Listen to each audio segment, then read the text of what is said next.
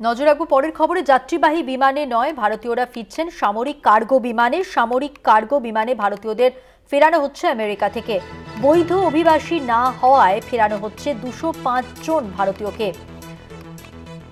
আর একটু পরেই কিছুক্ষণের মধ্যে অমৃতসরে নামার কথা মার্কিন কার্গো বিমানের গুরু রামদাসজি বিমানবন্দরে নামবে মার্কিন C-17 যুদ্ধ বিমান। 205 জন ভারতীয় রয়েছেন এই বিমানে। আরো বিস্তারিত জানবো, সরাসরি রয়েছেন নিউজরুম থেকে আমাদের পলিটিক্যাল এডিটর, কলকাতা টিভির পলিটিক্যাল এডিটর আশিস চট্টোপাধ্যায়। আশিস দা, কি খবর রয়েছে? দেখো, এই খবরটা এখন একটু আপডেট করা যায়। 1:30টার সময়, দুপুর 1:30টার সময় এই বিমান দুটি, একটি নয় দুটি বিমান অমৃতসরের বিমানবন্দরে, আন্তর্জাতিক বিমানবন্দরে নামার কথা ছিল। বিমান নেমেছে, এরকমই সর্বশেষ খবর পাওয়া যাচ্ছে। বিমান নেমেছে এবং সেই বিমানে করে 205 জন ভারতীয়, যাদেরকে ট্রাম্প প্রশাসন বলছে অবৈধ অভিবাসী, অর্থাৎ তারা বৈধ কাগজপত্র ছাড়াই মার্কিন যুক্তরাষ্ট্রে ছিলেন, তাদেরকে ফেরত পাঠানো হয়েছে। এখন যেটা আমরা খবর পাচ্ছি যে মিলিটারির পণ্য পরিবহনের বিমানে, দুটি বিমানে এই 205 জনকে ফেরত পাঠানো হয়েছে। একটিতে 104 জন এবং আরেকটিতে 101 জন ছিলেন, এই রকম খবর মিলছে। যেহেতু এগুলো পণ্য পরিবহনের জন্যই মূলত তৈরি, খুব জরুরি অবস্থায় সেনা পরিবহনও হতে পারে, কিন্তু মূলত তৈরি পণ্য পরিবহনের জন্য, সেই জন্য এখানে যাত্রীদের যাওয়ার সুবিধে প্রায় নেই বললেই চলে। অর্থাৎ যেমন যাত্রী পরিবহনের জন্য আসন লাগে, টয়লেট লাগে, জল লাগে ইত্যাদি যে ব্যাপারগুলো থাকে, যাত্রী বিমানে সেই রকম জিনিস নেই বলেই, প্রায় নেই বলেই এইরকম বিমানগুলো তৈরি হয় সেইভাবে।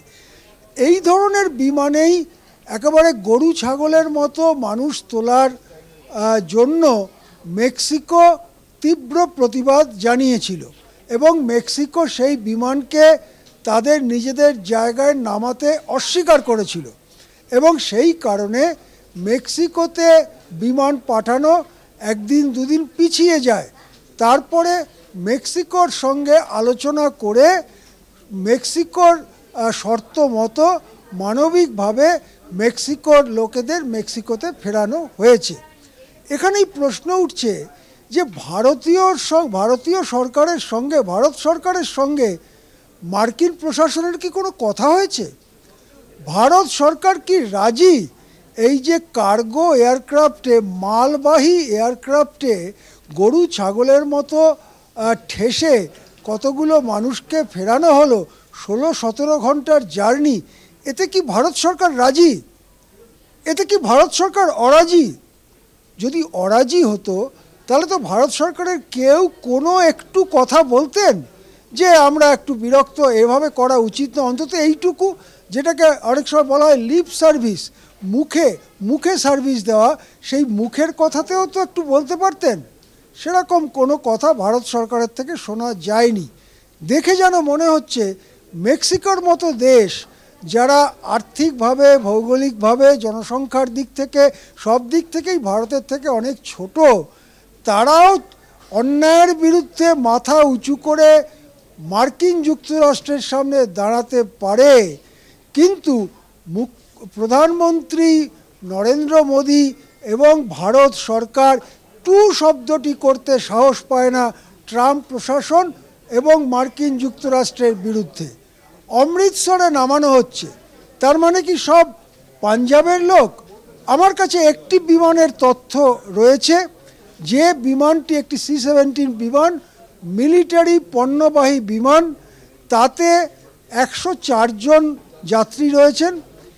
এদের মধ্যে গুজরাট থেকে 33 জন, হরিয়ানা থেকে 33 জন এবং পাঞ্জাব থেকে 30 জন রয়েছেন। অর্থাৎ সব থেকে বেশি অবৈধ অভিবাসী ফেরানো হচ্ছে গুজরাটের। গুজরাট সরকার বা ভারত সরকার একেবারে চুপ, মুখে কুলুপ। এই 104 জনের মধ্যে 25 জন নারী, 12 জন শিশু, এদেরকে ফেরানো হচ্ছে কিভাবে? কয়েদিদের মতো করে লাইন দিয়ে তোলা হয়েছে, ঠেসে ভর্তি করা হয়েছে। একটি টয়লেট, তার মধ্যে 16-17 ঘন্টা এদেরকে জার্নি করানো হচ্ছে। প্রশ্ন উঠছে, মোদি কিসের জন্য ভালো সাজছেন?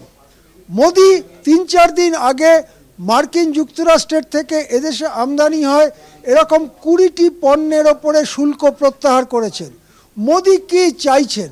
মোদি কেন ট্রাম্পের রক্তচক্ষুকে এত ভয় পাচ্ছেন সেই প্রশ্ন উঠছে। কিন্তু জাতীয় সম্মানের কথা যদি বলা হয়, অন্তত এই ধরনের বিমানে ভারতীয়দের পাঠানো, সেটা জাতীয় সম্মানের পক্ষে মোটেই খুব ভালো বিজ্ঞাপন হচ্ছে না। এরপরের কথা হচ্ছে, যাদের পাঠানো হলো তারা কি সত্যিই সবাই ভারতীয়? কে বলছে সে কথা? ভারত সরকার তো কিছু বলেনি। সেখানে যদি কুখ্যাত ক্রিমিনাল বা দারুণ সংক্রামক রোগে আক্রান্ত কিছু মানুষকেও ঢুকিয়ে দেওয়া হয়, কে সেটা দেখতে যাচ্ছে? কোনো তথ্য আমাদের কাছে নেই, ভারত সরকার কিছু জানাচ্ছে না। পাঞ্জাব সরকার একটু আগে জানিয়েছে এরোপ্লেন থেকে যারা নামবে তাদের সঙ্গে বন্ধুত্বপূর্ণ ব্যবহার করা হবে, ব্যাস এইটুকু।